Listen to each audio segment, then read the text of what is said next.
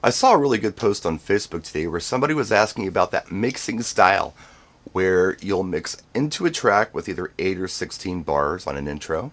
You do a verse, a chorus, and then an outro of 8 to 16 bars into the next song.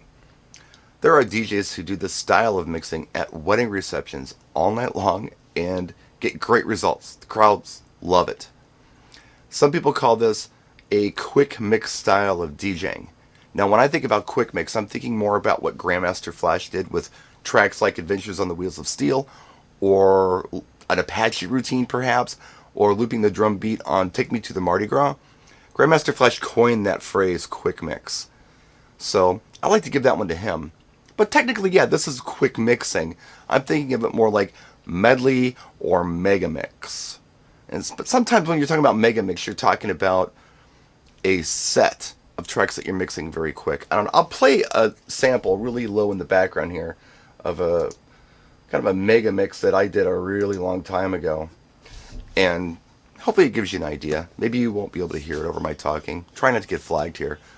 But anyway, let's talk about this style of mixing. Again, some DJs do this at wedding receptions very successfully, no problem. Other DJs attempted at wedding receptions. They have the skill set to do this style of mixing, technically, but they don't always possess the skill set to make it interesting. And what I mean by that is, if you're really good at this, you understand that you need to build this style of set all night long. Because what you don't want to do is play a great song here, and a not so great song here, and a not so great song here. You want to always build to the better track. And that's in any set that you're playing. And the other thing I want to warn against if you're doing this style of mixing or you want to try it is it's a really good idea to mix up your styles. If you're always mixing in at 8 bars or 16 bars and always mixing out at 8 or 16 bars, this gets repetitive and boring. And it gets predictable. Nobody will be interested in your mix for too long. Oh, he's going to do that again. Oh, okay, I know what's coming. It's more interesting, I feel, as a member of the audience, to always be surprised as to what happens. So maybe you slam a mix here or there. Maybe you play 2 tracks on top of each other here or there. But if you're always doing the same mix over and over again, very, very, very boring. So try to avoid that. Now, when I'm playing live at events, I don't do this style of mixing. And I have a couple of different reasons for it. One is that I feel like people really enjoy the radio edits of songs because they're familiar with them.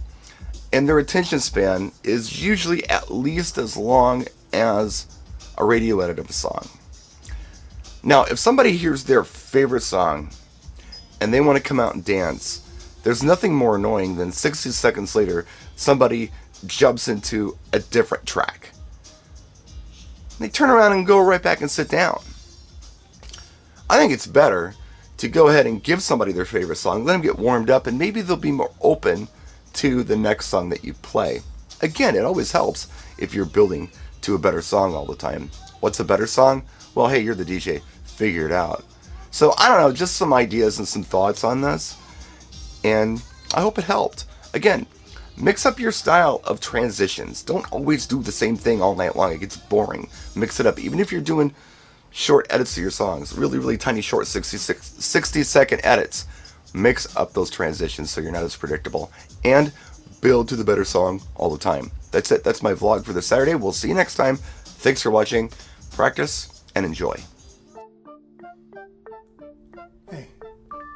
Hey, come here. Come a little closer. A little closer. I have something I want to tell you. Stop playing whole song. Welcome out, everybody. It's your man, Cleveland Terry, and today we're going to be talking about something that, well, comes up a lot more than you'd think. And I've been witnessing it. I see it all the time, and I've never really said anything or spoke my mind. But today is that day. Now, I was reading in my post in one of my other videos where I talked about DJs playing music they don't want to play, and I was reading through the comments, and one person said in particular, I want to get out of songs I don't really like, but then the people complain and they make me play the whole song. So I don't know how to fix that. And I started thinking about the whole thing. I started thinking about what he was saying, and the only thing that came through my mind is, then you're probably doing something wrong. I'll explain why. I had a client recently that wanted an 80s party. And when I got there, the client said, hey, I just want you to know, we want to hear whole songs. We want you to play the whole song.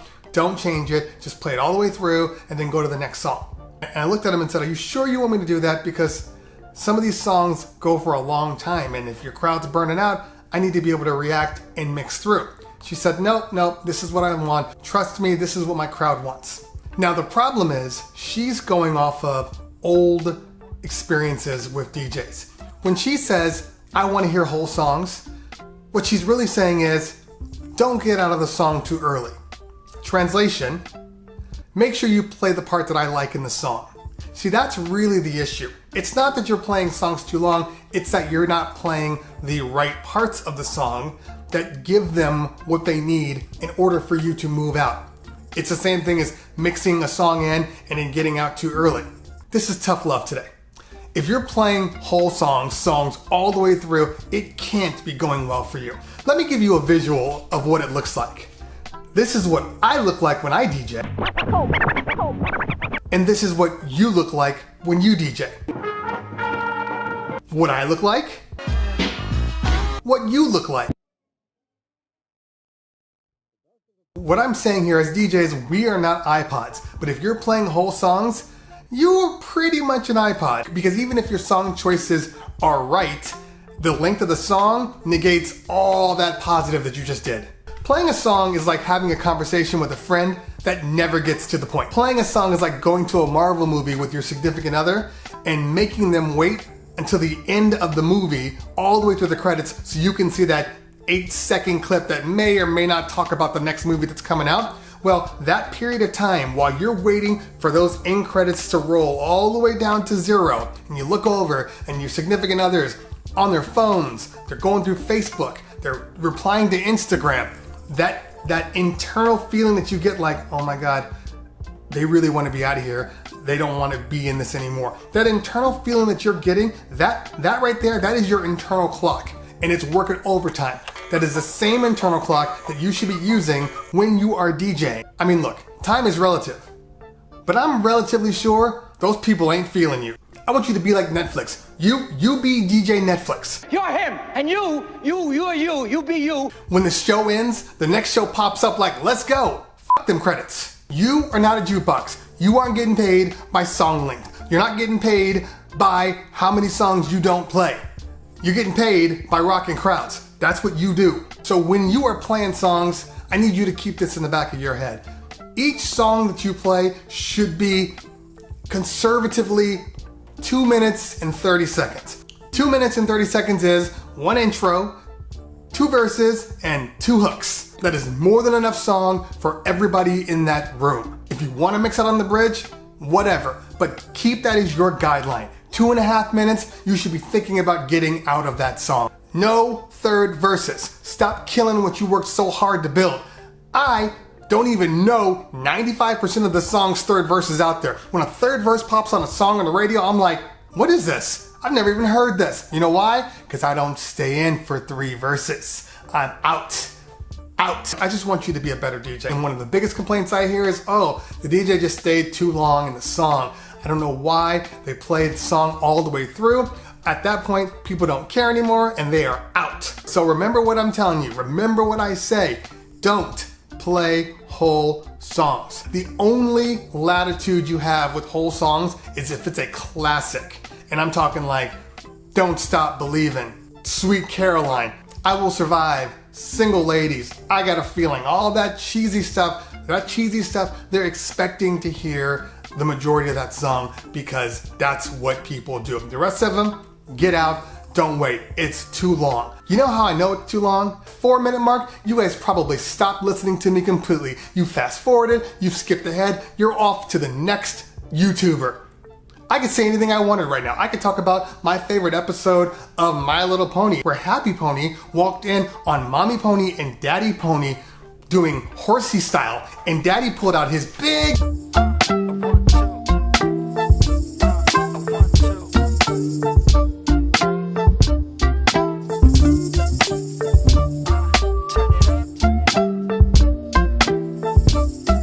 tell you my opinion up front, and then we're gonna dive into the nuts and bolts of this whole thing. So I agree with Cleveland. I think quick mixing is very important, but I think Cleveland is actually being a little conservative. I actually will take this to the next step further.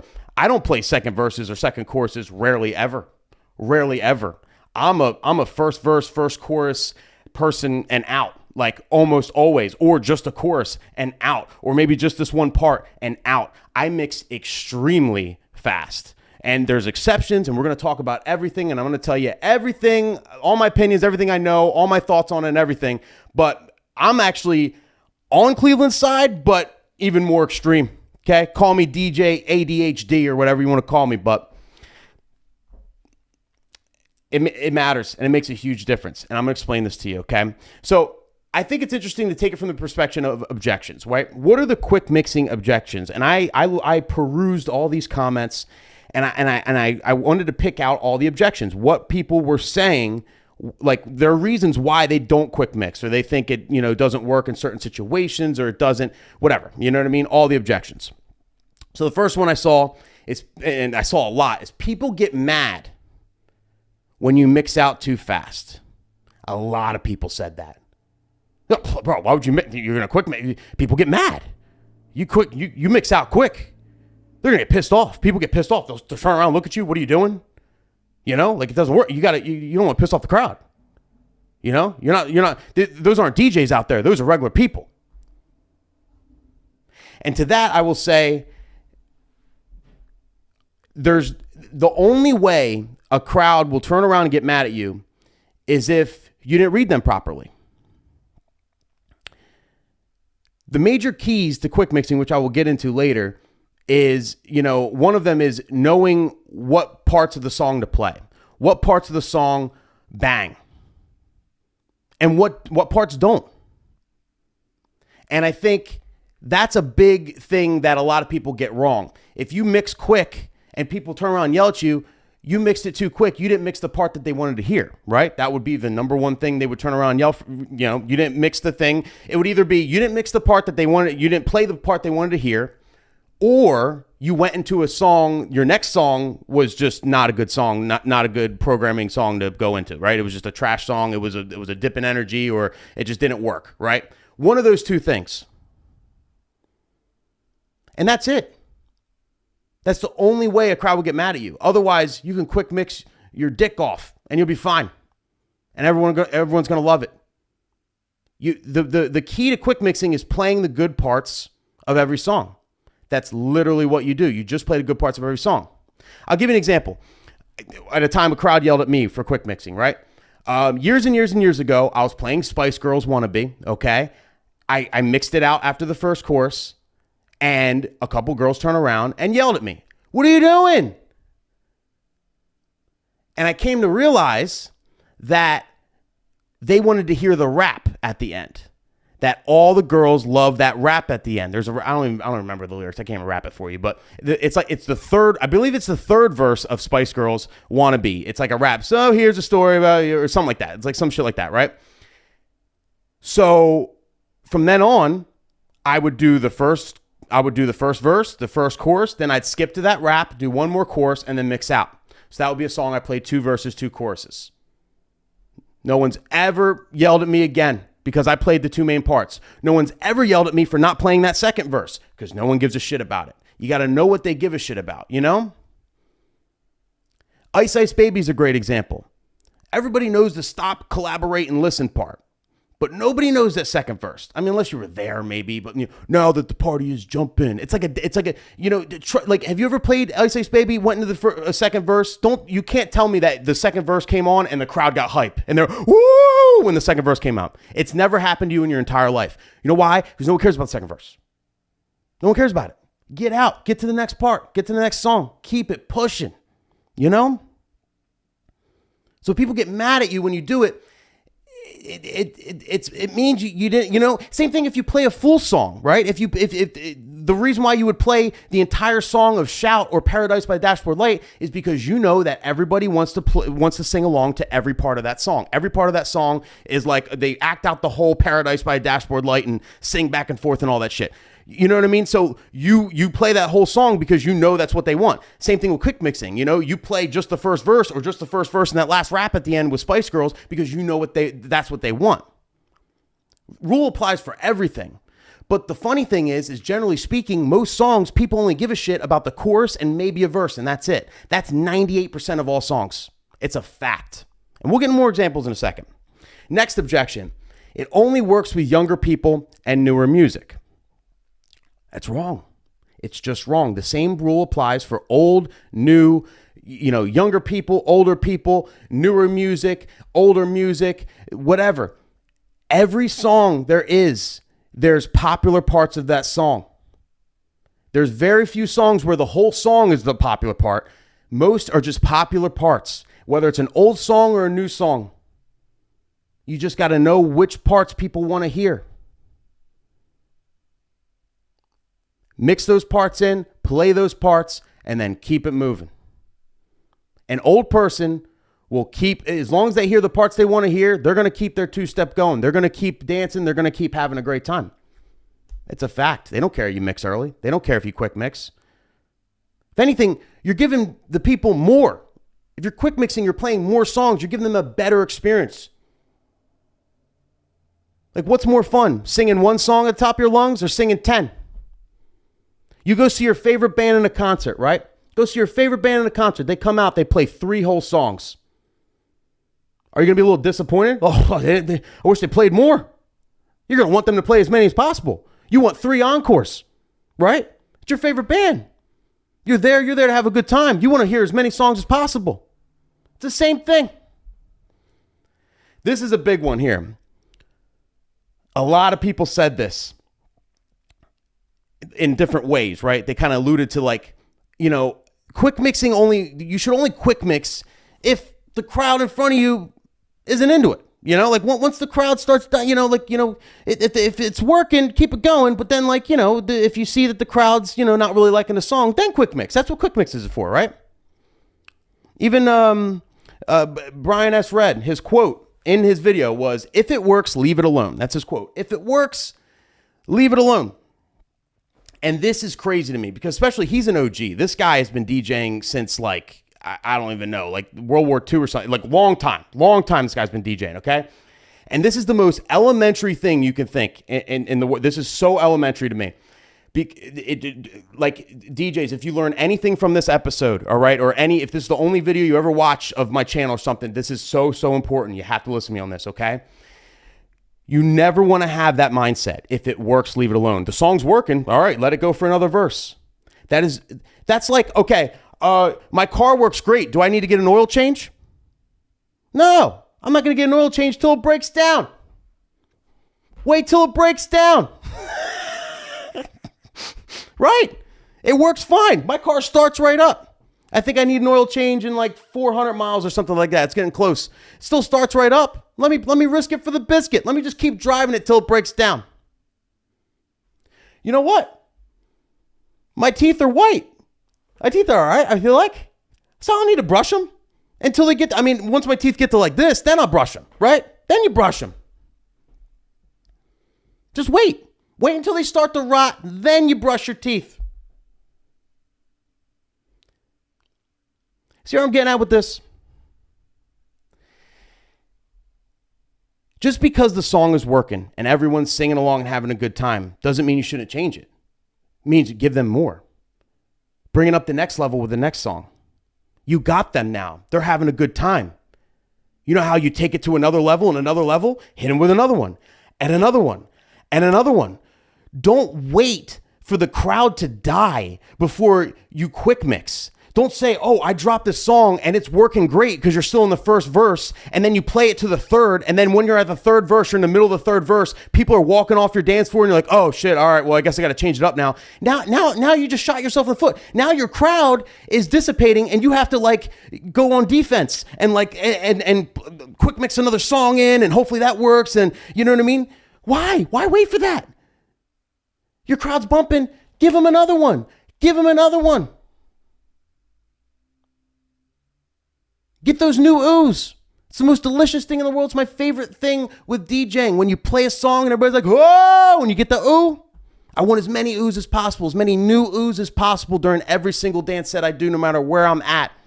And if I have a great song that's working because I'm playing the good part of the song, I'm already thinking of the next song that's going to work because this song's working and I can't wait to play that next song. That's what you want to do. Just think ahead and give them more.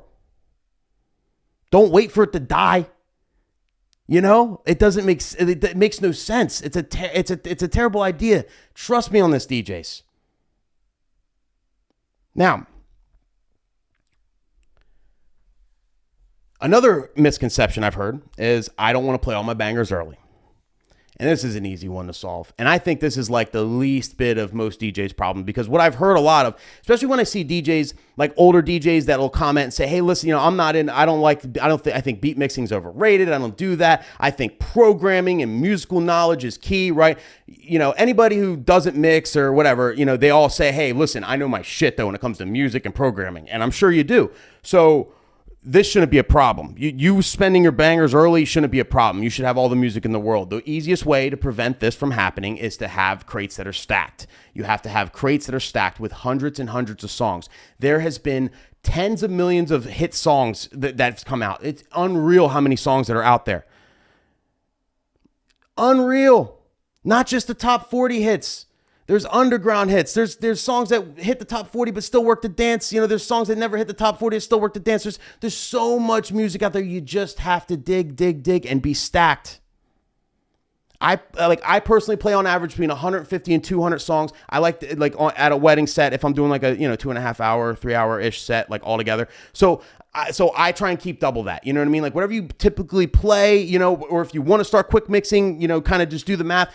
You want hundreds and hundreds of songs, all bangers in your crates. You could just go to bam, bam. You never run out of anything to play.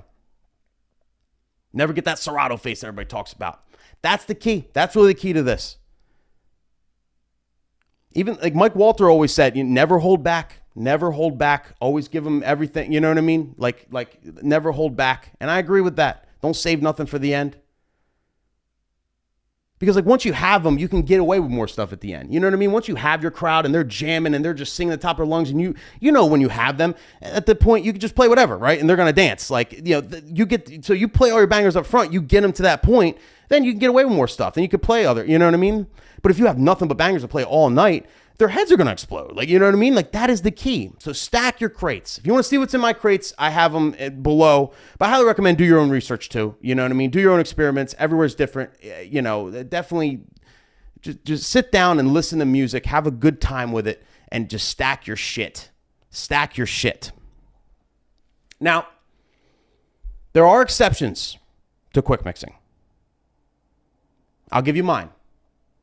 Because that's another thing I saw all over the comments. Oh, well, you know, especially in like Cleveland's videos, like, oh, whoa, what about this? What about this? What do you mean? You quick mix everything? Like, you know what I mean? Like, everybody's, holy shit, what are you, crazy? Right? There's exceptions. Here are my exceptions, okay? And mine are a little more extreme than Cleveland's. 4 exceptions. Slow songs, must plays on the couple list, not like play if possibles, must plays. Like they're the songs I got to play no matter what. The songs that are important to them, right? Opening song of a dance set, and anthems. And I put sometimes, right? But I don't mean I'm playing the whole song of all these. So what I mean by this, slow songs, I typically play the full slow song. Every once in a while, I might cut one short depending on the situation. If I don't have a lot of time, I'm trying to get right back into it or something. I don't know. But most of the time, I'll just play a full slow song. Couple must plays, second verse in a chorus. I'll let it go an extra one, right? If I play like the song that was on their must play list and I see them out there and they're singing and dancing, I'll leave it on longer, right? But I don't want to leave it on so long where people are like, all right, you know, because I'm telling you, you get to the third, you can't tell me you don't get to these third verses, third choruses, and these people are even more hype. The excitement doesn't build, okay? Very few songs where the excitement builds. Shout, the excitement builds till the end, okay? There's very few songs. Typical songs, they're not going to be more excited at the third chorus, the third verse. They're going to be less excited. So I won't let it get to that point. You know, I try and really feel it out. Sometimes a couples must play, I'll play all the way through, depending on the song. But most of the time, I'll just probably leave it on a second chorus, second verse, so it's not too fast. So they get to hear it, and then I keep it pushing. Opening song. Now, this is something that I always do, generally always do, that I kind of recommend. So when I open a dance floor, right? Let's say like, we're done dinner, whatever. All right, dance floor's now open, and I drop September by Earth, Wind & Fire, okay? Most of the time, I will leave that song on for a second verse, second chorus, because it takes people a little bit to like kind of, walk out to the dance floor, do the little sexy walk out the dance floor, come out there, right? And generally speaking, by the time the chorus hits and everything, people are still coming out to the dance floor, and I don't like to like just change the song now that while people are still coming out, because that might give somebody a reason to, turn around and walk away, like just do a whole 180, all right, we out, we gone. Just because you change the song there. So usually, the first song, my anchor to my set, I'll leave on a little longer, let the dance floor kind of build up everything. And then, as it's building up, I'm kind of analyzing, seeing who's out there and seeing where I want to go. And then I'm taking it from there. But then once I start mixing, I'm ripping. I'm ripping through songs, just playing the good parts, right? And then when it comes to anthems, what I mean by anthems, they mentioned their videos like Sweet Caroline, Don't Stop Believin', Shout, Paradise by Dashboard Light, stuff like that, right? Like the songs you leave on forever, right? I generally play those all the way through. I'll say that like You Shook Me All Night Long or Don't Stop Believin', I used to play all the way through, but I stopped. I actually have like different ways to get in and out of them, and it works fine. Nobody gets pissed off, like those songs, either they're getting played out or, they're kind of really repetitive if you really think about it, Paradise by Dashboard Light, Shout, always all the way through. There's nothing you could do because there's different, parts of the song, that they want to hear. So they want to hear all those different parts. It's not just like a repetitive chorus. So there's exceptions when it comes to anthems and stuff like that. But other than that, I'm moving fast. I'm just moving fast. And there's a couple keys to this. And I mentioned a couple of them earlier, but I want to drive them home. Because if you're having trouble quick mixing, if you tried quick mixing in the past and you didn't get good results, people got mad at you for mixing too quick or whatever, it just didn't feel, chances are you might have missed one of these keys. And I think this is like the major keys with this, okay? So number one, knowing what parts of song the crowd wants to hear. 100%. I said it earlier. I'll say it again. You just got to know. Maybe it's the whole song they want to hear, or maybe it's just the first verse and chorus. Maybe it's just a chorus. Good example of that, Just a Friend by Biz Markie. I play it all the time at weddings. But you know what I don't play? Any verses. Have you ever met a girl? I like the verse, but it's just not, it's not good for a dance floor in my opinion. Like, you know what I mean? I just play the chorus. You got what I, right? Everyone sings along, and that's it. I'm out. One course, I'm out. The best part, and keep it moving. The next thing is technique, okay? In order to quick mix, you're moving very fast, right? Sometimes just playing one chorus. So you got to be able to move fast. You got to be really, really good at mixing. You got to be able to mix like, with your eyes closed. So obviously, practice mixing, practice different techniques. I do agree with what Brian S. Red said, where he said like, if you mix out, if you beat mix, do an 8-bar beat mix. I think what he meant was like, if you do like an 8-bar beat mix, for example, at the second chorus every single time, then the people are going to be predicting your mixes and it's going to get repetitive. And I agree with that. You want to change it up, drop things on the one, do beat mixes sometimes do the thing where you kind of like just echo out and then drop something out of nowhere, tone plays, word plays, things like that. You definitely change up your mixing style. So it's like always kind of something different when you can. And your mixes got to make sense. And, you got to like figuring out what you want to play next, like has a lot to do with like how the crowd is vibing and what you're playing at the time. And a lot of times if you're in a certain genre, a lot of DJs say, oh, I'm open format. And then they literally just recklessly go from hip hop to metal to like, just the most country to the like no rhyme or reason, just mixing this genre into this genre and this genre. And that's not a good idea. You want to make everything kind of make sense and make flow, and you want to have like different ways to kind of cross over from one genre to the next. I'll give you an example. When if I get down to the 70s, maybe I'll do like the Blink-182, all the small things, right? Sugar, we're going down, right? That sort of thing, right? I'm in that kind of set. I think it's kind of a bad idea. Like it can work, but when you're in a set like that and people are jamming and singing every word, if you just out of nowhere go into a hip hop song after that, they're kind of going to be like, oh, because they were in rock mode, they were kind of like they were rocking out. And then all of a sudden you just drop this crazy hip hop song And you can bring the energy down doing that, right? That's like a open format fail.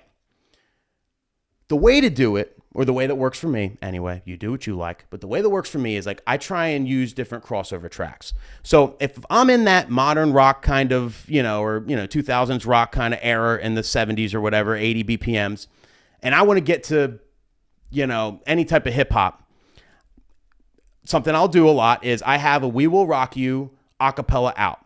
It's still a rock song, okay? And that's another song that I literally just play. No, there is a verse in there. Yeah, so it's a verse and chorus and out. But it basically goes, it starts with the chorus, We Will Rock You. Then it goes to the first verse, and then it's a cappella out, We Will Rock You. I'll play that. It's like 80-something BPMs. On the a cappella out, now it's an a cappella out, I'll mix in like Teach Me How to Dougie or something, or Bye Bye Bye or whatever, wherever I want to go. That's kind of in that realm. And now it works because you're kind of using a sing-along kind of crossover record, but then you're taking that acapella out and you're putting a hip-hop beat underneath of it, and it sounds good. It's like, like a We Will, and you hear that Teach Me How to Dougie beat, and people start hitting the Dougie. It's like, oh, okay. And now you're crossing over into that next genre. That's kind of how you truly be open format. You got to think things out that way. And if you really think your mixes out and try and like make them make sense that way and flow right, not just play random things, and be really proficient at mixing. So the beats are on, the key is right, all that stuff. People aren't going to yell at you. They're going to actually give you a new ooh. They go, oh, they're going to be excited. They're not going to know what's coming next. They're not going to be able to predict you. They won't be able to predict you. Being unpredictable is so huge. Because that's what gives you the, excitement. It's like, oh shit, I didn't see that coming. If you see it coming, you're not going to get excited about it, right? If I go in the next room and I go through the closet and I see what my girl got me for Christmas, now I predicted what she got me. Now I know what she got me. I'm not going to be very excited about it, right? I'm excited. Like, I can't wait to get it. But the day of, it's not going to be like, oh my God. Like, I'm not going to go, whoa. I'm not going to get an ooh when I open up that present because I kind of already seen it coming, Same thing with mixing.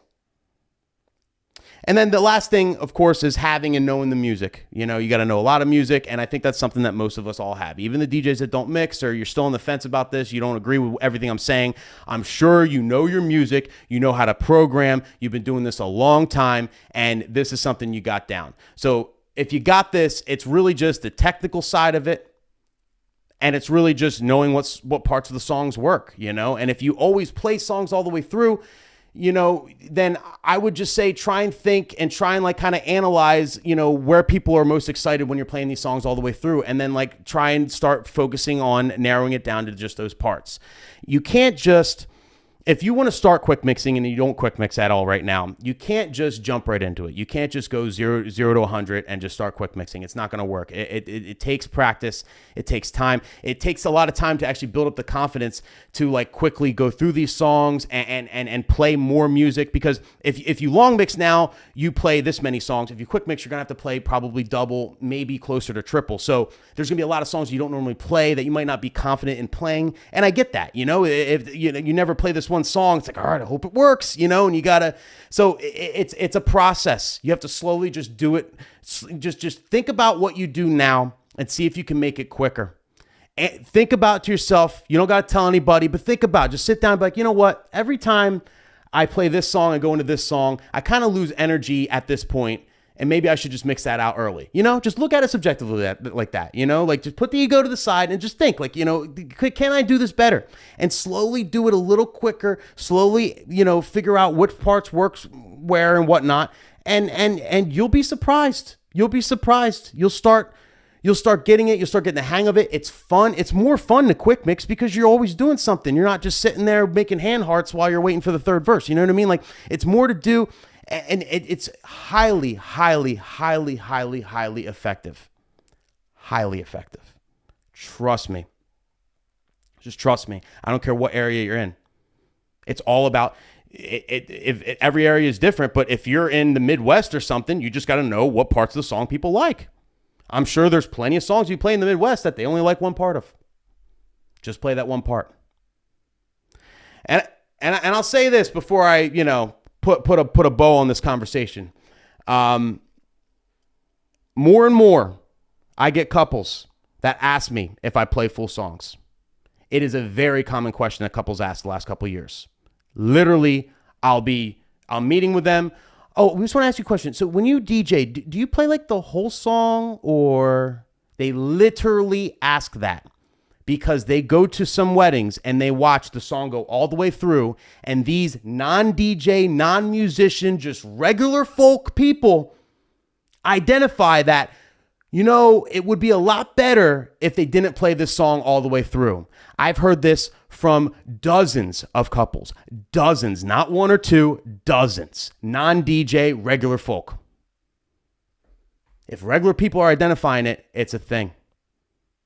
It really, really, really does matter. And it's a part of my sales pitch. And I tell couples that. And and it's one of those things where I'm not embarrassed. I'll say, listen, and just so you know, when I mix, I generally just play the best parts of every song. So I don't play whole songs. I mean, there are exceptions, but generally speaking, I just play the best parts of every song and I keep it pushing. I just want to, I want to, create the most hype and fun environment. I want people to sing as many songs as possible. I don't want to just play 40 songs all night. I want to play as many as possible. So I always just play the good parts and I keep it moving. And, if there's ever a couple that I said that to and they're like, well, we don't want that, then I'm definitely not their DJ, but I say that and it's one of my selling points, and it works because there are still a lot of DJs that don't do this. So, if you're one of them, please consider what I'm saying. Please just think about it, slowly implement it, try it out here and there. Music, what you're doing. Just try it out and you'll be pleasantly surprised at your results. Trust me.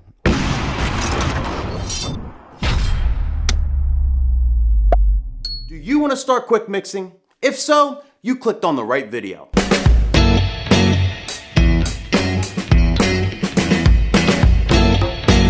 What's up, people? Welcome back to the channel. Thank you so much for joining me. So today's video is all about quick mixing. So I've mentioned quick mixing in a couple other videos just basically as a tip, but I never really dove deep into it, and I got a lot of requests to do so. So here it is, people. 6 tips that'll help you quick mix. I was gonna say faster, but I guess just quick. 6 tips that'll just help you quick mix. Now, if you don't know what quick mixing is, it is the alternative to long mixing or playing the entire song, right? So when you're mixing, particularly in a dance set, right? People are dancing in front of you. Instead of playing the entire song and then fading in the next one, mixing out early and basically just playing the best parts of every song. Quick mixing is highly effective, especially in this day and age where we have short attention spans and, most people only know certain parts of the song because maybe it was on a TikTok, maybe it was just used in this one little commercial, but it was only that part and they don't know the rest of the song. So they know the one part, they recognize it, they love it, but then it gets into the rest of the song that wasn't used in popular culture and they don't know it, and then they leave and they go get a drink or go take a shit, right? Now, the common clapback for this is that, oh, you don't understand where I'm from. They want to hear the whole song. They're not used to quick mixing, yada, yada, yada. You don't play the whole song. People get mad at you. They want to hear the whole thing. And there's exceptions. There are songs where people want to hear the entire thing, okay? I get that. But generally speaking, you should be quick mixing. I don't care where you live. I don't care what your market is. People don't listen to entire records anymore. They just don't. For the most part, they do not listen to the entire song anymore. They listen to their favorite parts of it and then they skip. They hit the skip button, okay? Back in the day when all you had was vinyl and records, there was no skip button. You had to move the needle and all that. No one did that. They just listened to it all the way through. The whole songs. It's different. That's why quick mixing is so effective, because just like how you can hit the skip button in your car or the skip button on your Apple Music, that's what people do. It's just too easy now. So people consume parts of music rather than whole albums. And of course there's exceptions, but generally speaking, this is the case because of technology. As a result, it's super common for an average person to say, oh my God, I love this song. This is the greatest song ever. But they only know the first verse and the chorus part. They don't know anything else. They haven't listened to the entire song. That's a common thing, especially with the younger people. You're just gonna have to swallow it. It's not 1985 anymore, okay? Times are a-changing. But anyway, I'm not gonna harp on that too long, because obviously if you clicked on the video, I think you value learning quick mixing and doing it. So let's get into the tips, people. Tip number 1, you have to master transitions. Mastering beat mixing, beat matching, just transitioning between 2 songs, you have to master that. That's a prerequisite. You have to be really good at being able to just mix out on the fly, real quick, staying in time, keeping everybody's 2-step. You have to master that. You have to practice, practice, practice, because quick mixing has to be done quick. Now, on top of that, you also need to master phrasing. Phrasing has to do with when you mix out of the song. And the general concept is you don't mix out of the song in the middle of a verse or a chorus. You wait till like one section of the song is over before you mix out. Because just like breaking someone's two-step, you don't want to break their singing. You know, if they're singing a chorus, we're halfway there, and then you mix out, it's like, yo, I was singing that. Like, you cut me off. Well, what are you doing? You want to wait to the end of the chorus. That way everyone's done singing, right? It's not awkward. And then you transition to the next song. Okay, that's going to keep it smooth. It's the same if you're talking to somebody and someone interrupts you in the middle of a sentence, right? And you didn't even get your full sentence out. You didn't even get the thought out. You were just in the middle of a sentence, someone interrupts you. That's kind of rude, right? Wouldn't you say it's rude? Wouldn't you get a little pissed off if you were talking to somebody and someone just interrupted you? Of course you would. It's a rude thing, and it's just like an unnatural, it just throws you off. It's the same thing with phrasing when you're mixing music. You don't want to interrupt people while they're singing, because they're going to look at you like, oh, what are you doing? What are you doing? And I actually suspect that like a lot of the DJs that say, oh, you can't quick mix, people yell at you, I suspect that your phrasing's off. You're probably just mixing in the middle of a verse or in the middle of a chorus, and then yeah, of course people are going to yell at you because they're just singing that. It's like, oh, wow, see, I knew I shouldn't have quick mixed. Nick was wrong, that asshole.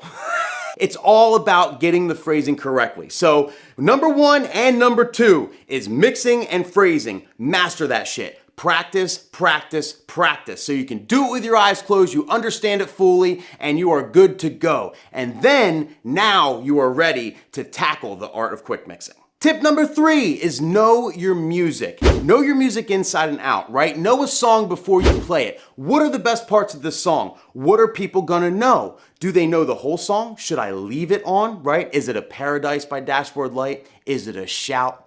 Or is it Ice Ice Baby? Everyone knows the first verse, and after that, nobody knows the second verse. Get the fuck out of it, right? Just get out, just get out. Why are you gonna play the second verse, which is twice as long and boring, so everyone just goes and gets a drink? Know your music. Know what you can get away with quick mixing and what you can't. And if you're not sure, then you gotta do some experimenting. You know, it's a part of our job. You play the song, you kind of have, try and have like a good idea of like what I think would work. And if it doesn't work, if you mix out a little too early and like, oh, you missed that one verse, make a note of it. Don't do it again.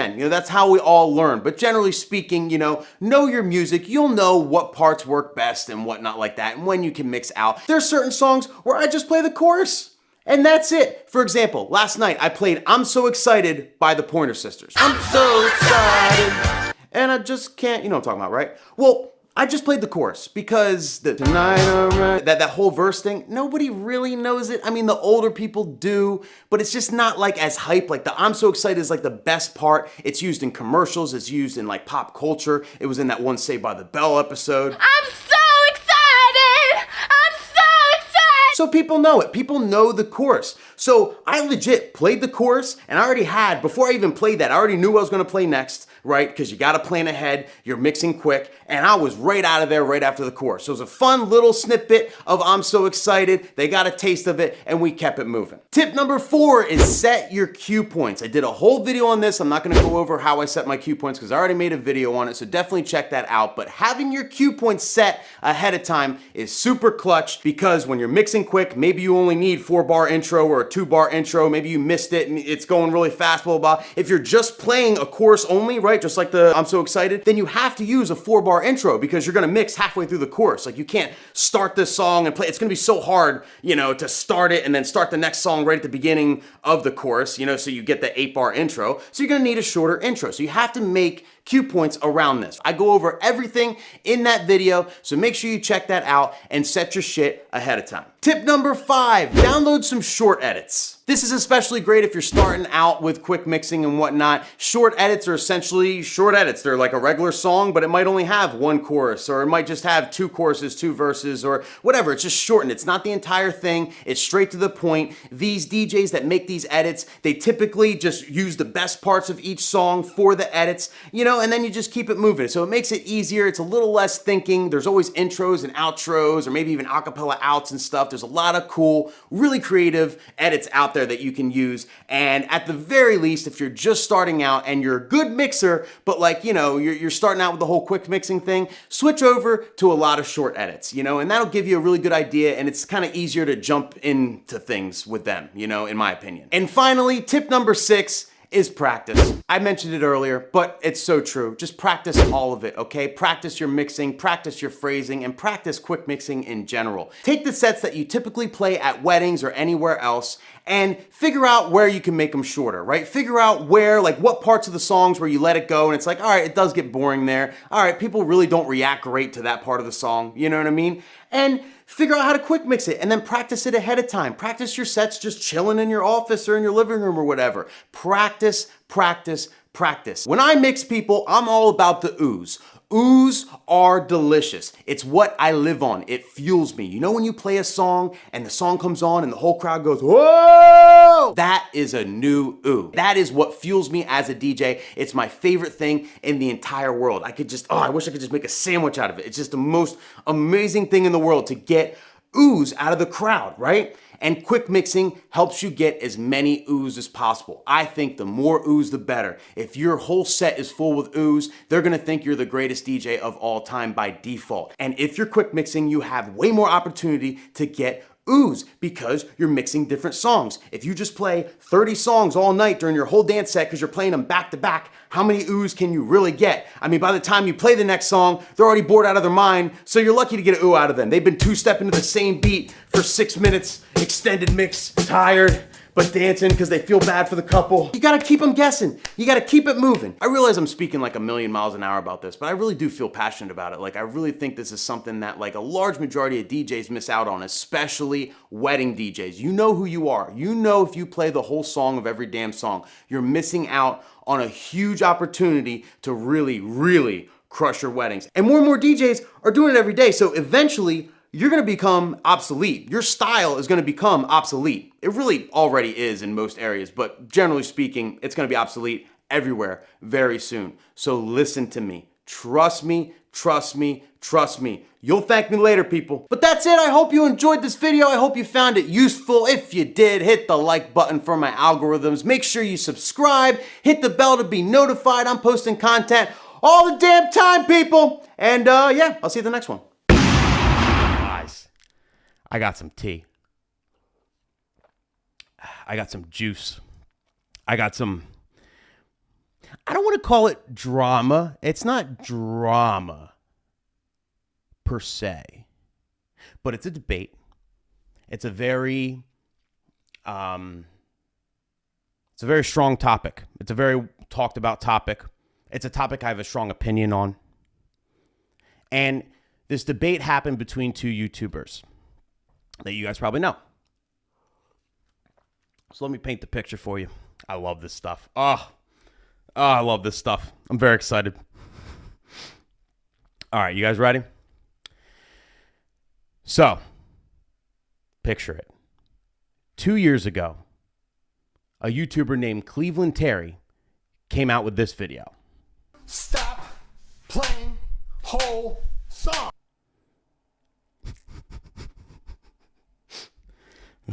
He cracks me up, man.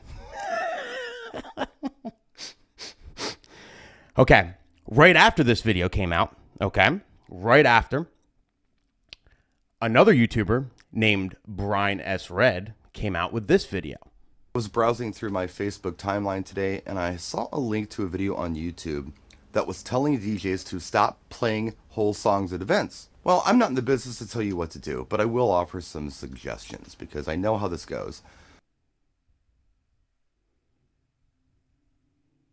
Okay. He's closing his eyes. Something crazy's coming. Okay. Then recently, a couple days ago, Cleveland Terry decided to do a follow-up to this video. Some of you decided to just make a whole new video about it, and I am fine with that. You want to make a diss track? Cool. I will say one thing. Brian S. Red, if you're going to make a video about me, just get my name right. I'm not some guy that showed up in your feed. The name is Cleveland Terry. First name Cleveland, middle name Terry. That is actually my real name. That's all I'm asking. That's all I'm asking.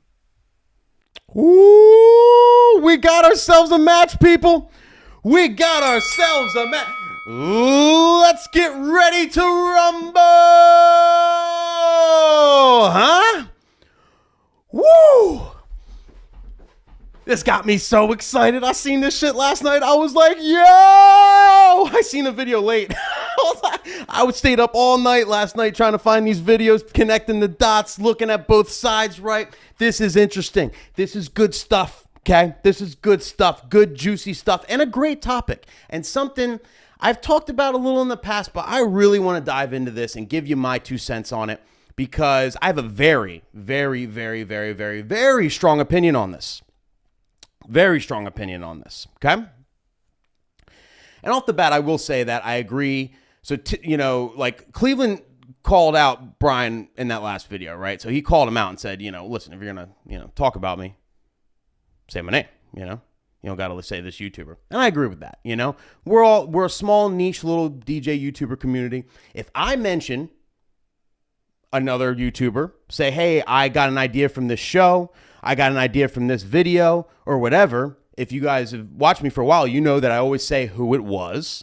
I always link the video in the description, just like these videos are linked in the description right now, because I want you guys to watch it and make your own opinion, and I'm not going to just, talk about a mystery person. So I agree with that. I don't know why Brian is so kind of passive aggressive in that way. Like, I saw this one video and I want to give you my opinion on it, but I'm not going to say who it is because it's top secret. It's like, do you not want to see the other video? Do you not want your people to see his opinion? Or do you think that's you being professional? Like, just say who it is. Like, you're not talking shit. You're just giving different opinions. It's a friendly debate, right? So I'm kind of with Cleveland on that. But anyway, let's get into the nuts and bolts of this. Okay. So first you have my man, Cleveland Terry. He's a quick mix believer. He thinks that 2 verses, 2 chorus, pretty much the max you want to play, generally speaking. Obviously, there's, exceptions, but generally speaking, the max 2 verses, 2 chorus, 2:30-ish, right? 2 minutes and 30-ish of a song tops. That's his max. A lot of times he does quicker, but he says that's kind of like the max. You don't want to do more than that. And he says he rarely plays whole songs. Then you got Brian, the quick mix denier. Okay, quick mix denier. Brian S. Red says radio edits are okay to play all the way. Repetitive mixing can be boring. Okay, if you just mix the same way every time, it's boring. And if it works, leave it alone. Direct quote. So who is right? Who is wrong?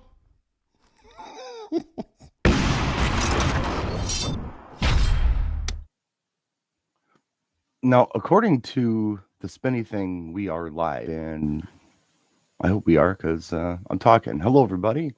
Welcome to a live stream.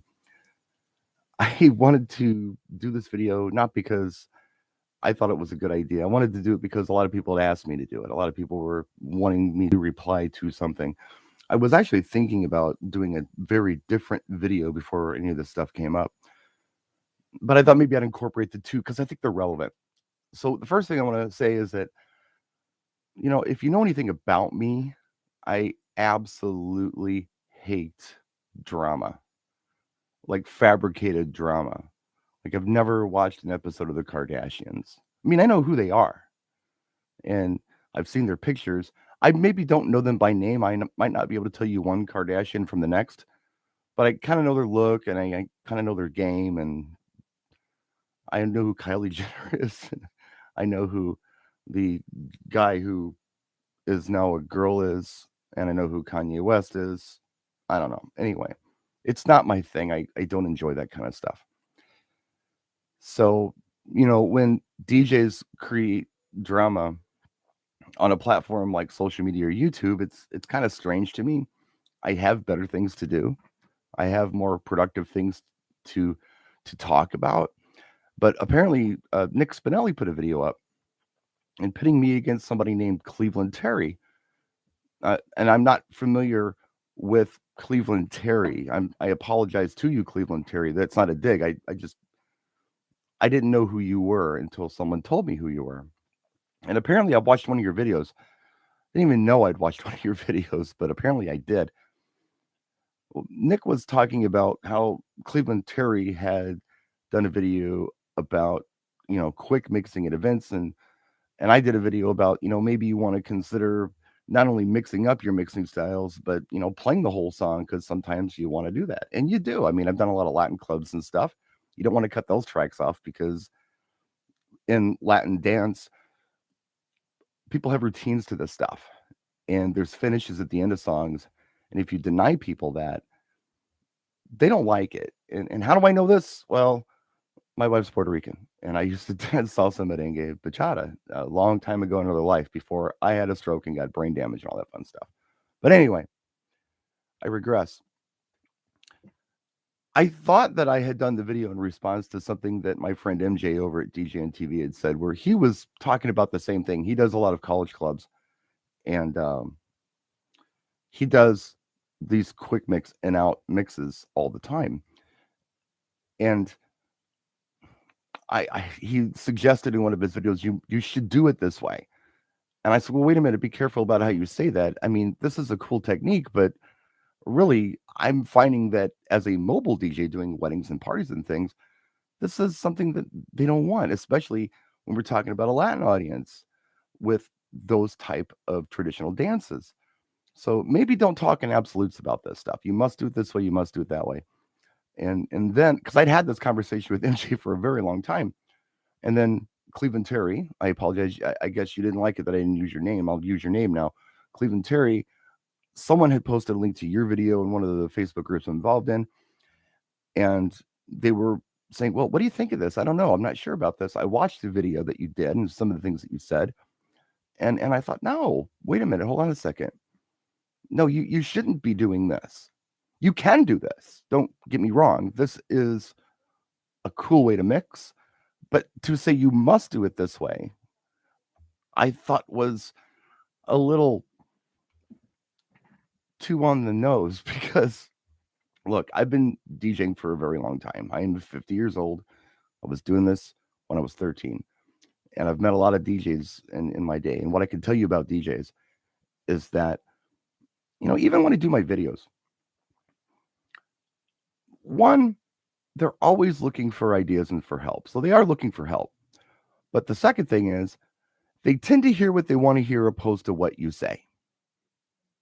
It's just what it is. I have to be crystal clear when I make a video, or as crystal clear as I can when I make a video, so someone doesn't misinterpret or misquote me on something that I've said. So with that knowledge, I try to be very careful in speaking in absolutes. You must do this, you must do that. And when I saw your video, I have no reason to believe that you were trying to do anything other than help. But the way it was presented, you were using absolutes. You were saying you must do it this way, or you need to do it this way. If you don't, you're wrong, kind of thing. That was the suggestion. And that's why I did the video, because a lot of people were responding to it in the group that I saw it in. And I thought, well, wait a minute. Let me give you a different point of view. It was no disrespect to you, and I'm sorry I didn't use your name. And I do quick mixes. I've done them in the past. I can't show you any of them because YouTube will get mad at me, but I've done them.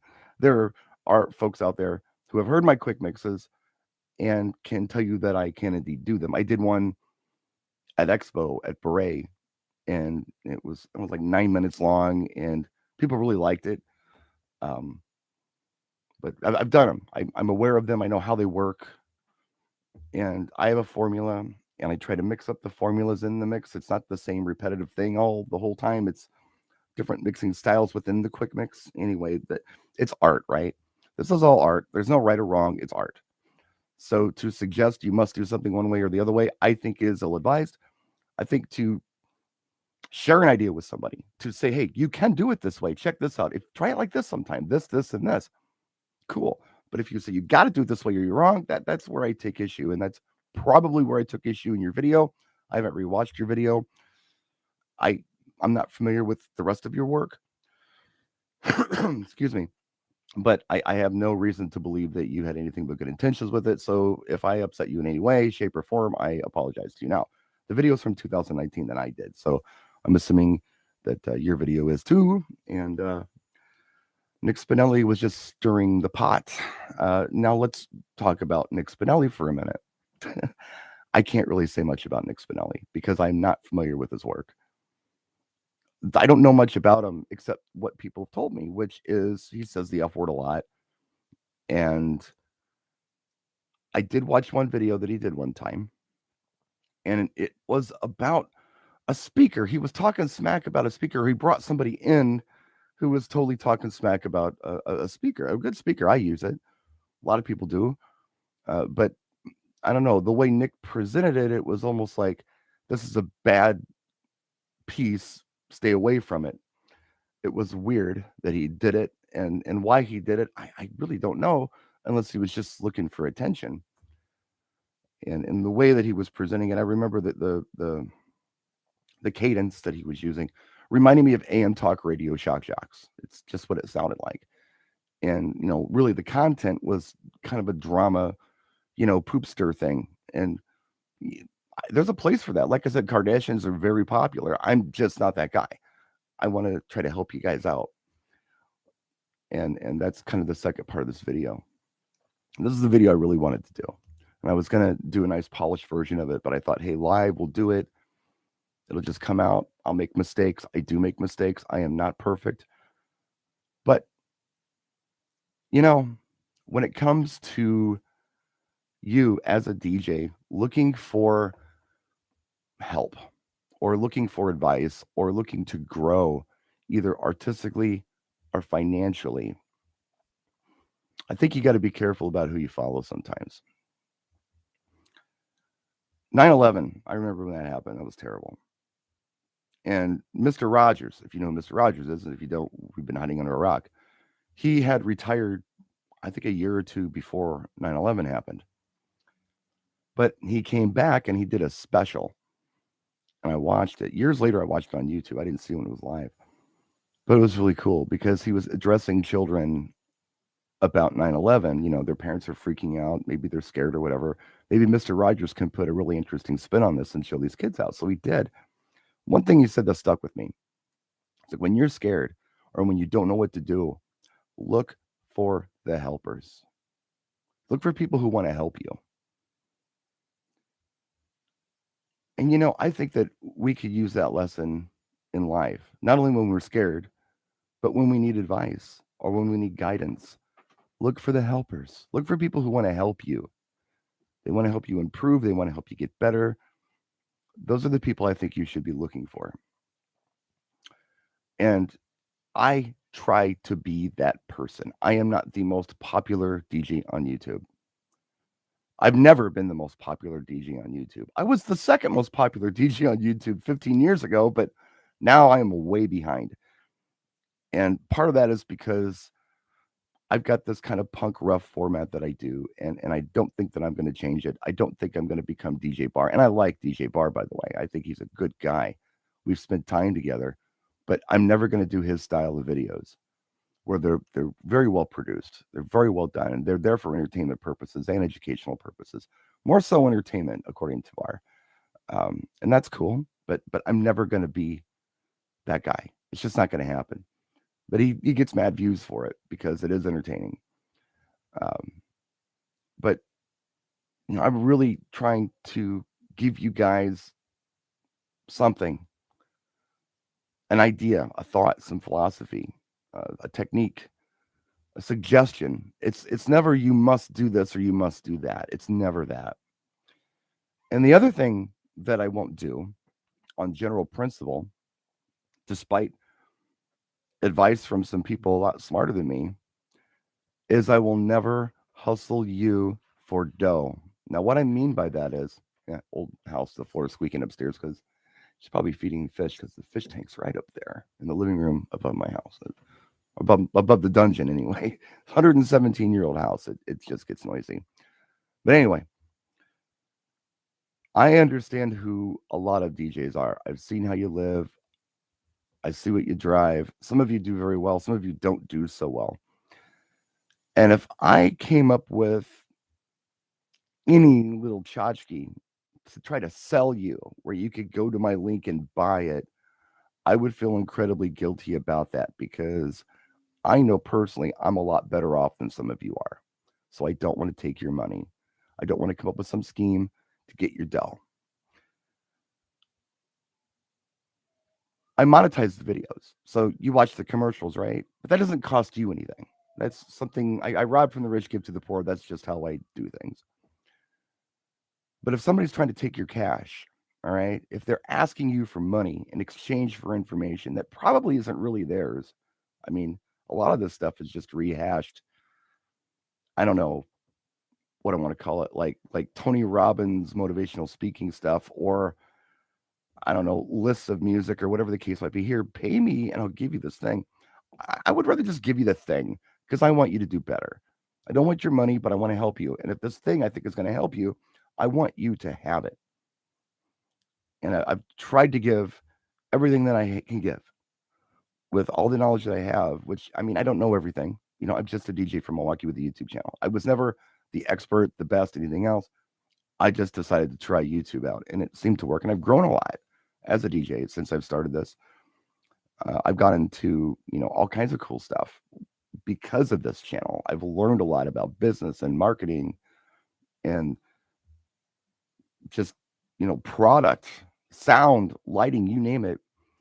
I'm a better DJ for doing this channel. So it's benefited me, to have this channel.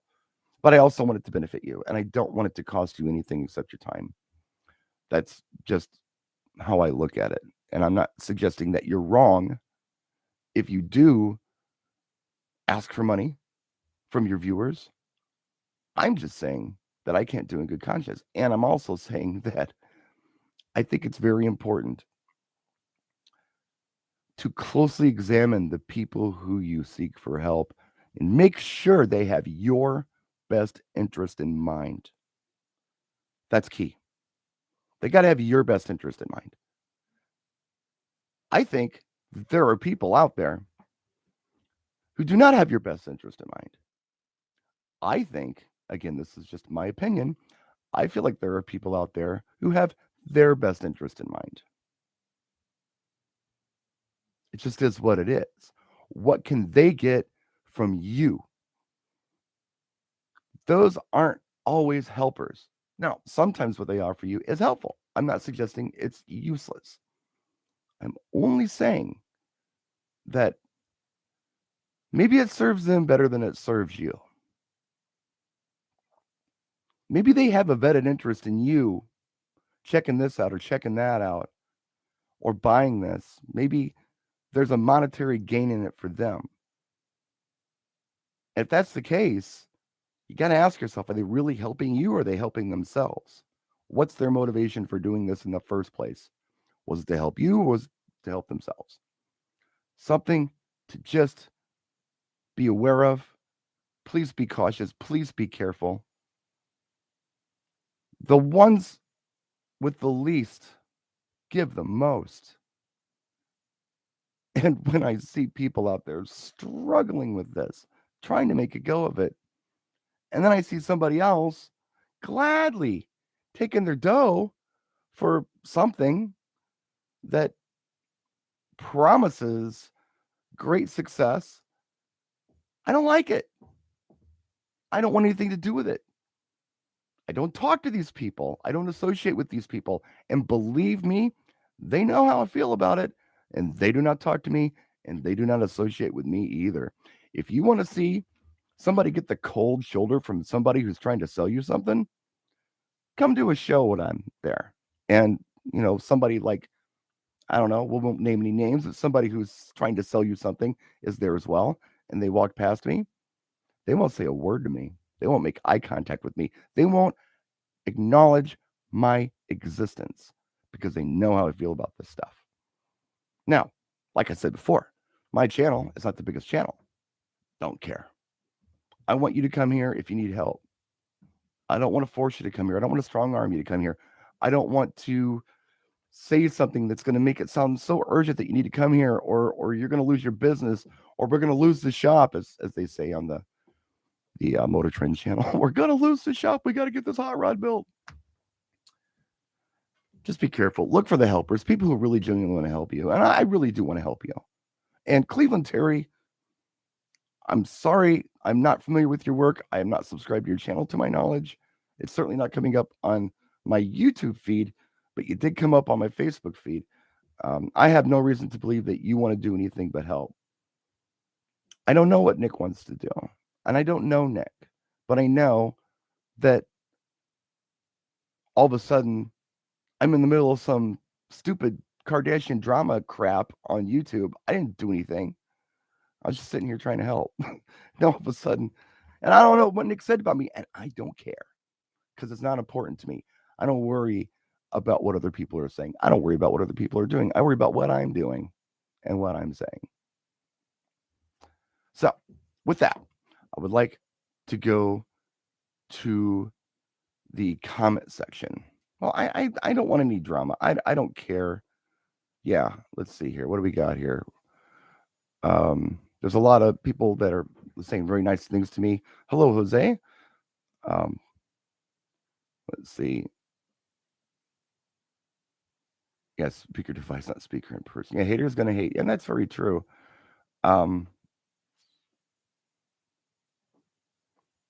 Oh, the mic doesn't pick up the squeaks. That's really good to know. I didn't know how it worked because she was really pacing the floor right above me. Aragon, that was completely unnecessary, but thank you. That was really nice, but totally not necessary. I'm not here to hustle, though. I promise you that. If you need you need to keep your money. Christmas is coming, guys. Treat your family right. Don't worry about me. I'm fine. Treat your family right. But thank you. Let's see. I'm just looking through here. And I'm not calling anybody a wannabe YouTuber or anything else. I'm really, really, really not. I'm not trying to badmouth anybody here. This is art. DJing is definitely art. Your mix style is art. And quite frankly, YouTube is art. I mean, this is just how I've decided to do it. And I've decided to do it as real as I can without sensationalism. It's not to say I haven't tried it in the past, but it's not for me. It's really not for me. I go back and I look at those things and I kind of cringe. I make mistakes. I'm trying to grow as a person and as a DJ and as a YouTuber. And there, again, like I had mentioned before, there are certain principles that I just can't bring myself to compromise. I want to be positive, you know, and I don't want to trick you into a philosophy or a product or an idea or tell you that I'm right and you're wrong. And if I have done that, or if that's what you've heard me say, even though I didn't say it, I still apologize because I didn't make it as clear as I could. Really, I just want to help, guys. And I'm always here for you. If you need anything, I mean, I don't always see all the comments on my videos, especially the older ones, but typically I'm looking at comments on my newest upload. And if there's a question on a brand new upload, I'll do my best to address it if I feel like I can address it. So if you have questions, you can always ask me. If you're on my social media, Facebook, whatever, the Brian Scott Red Facebook page is my personal one. I really don't pay much attention to the Brian S. Red one. It was an idea a long time ago. I made it. I throw stuff on there so you can follow it if you want to, but I don't pay a lot of attention to messages there. But on my Brian Scott Red one, I do. You can send me direct message there. I try to check the messages from non-friends once in a while, whatever you call that. And sometimes I'm a week or two or a month or two behind, but I do try to look at those messages. But anyway, you can always ask a question in the most recent video, and I'm just here to try to help, guys. So that's it, man. I mean, just do yourself a favor. Like I said, do yourself a favor and make sure that when you're looking for help, you're going to somebody who really wants to help you and not somebody who's much more interested in helping themselves to what you got. I'll turn it off. That's all I got to say. Thanks so much for watching. I appreciate it. And feel free to share the video wherever you want. And leave your comments wherever you'd like. And I got no hate for anybody, just so you know. I got no hate for anybody. I got love. And if you got hate for me, that's okay. I hope that maybe someday we can work and I'll be friends. Take care. We'll see you soon. Practice and enjoy.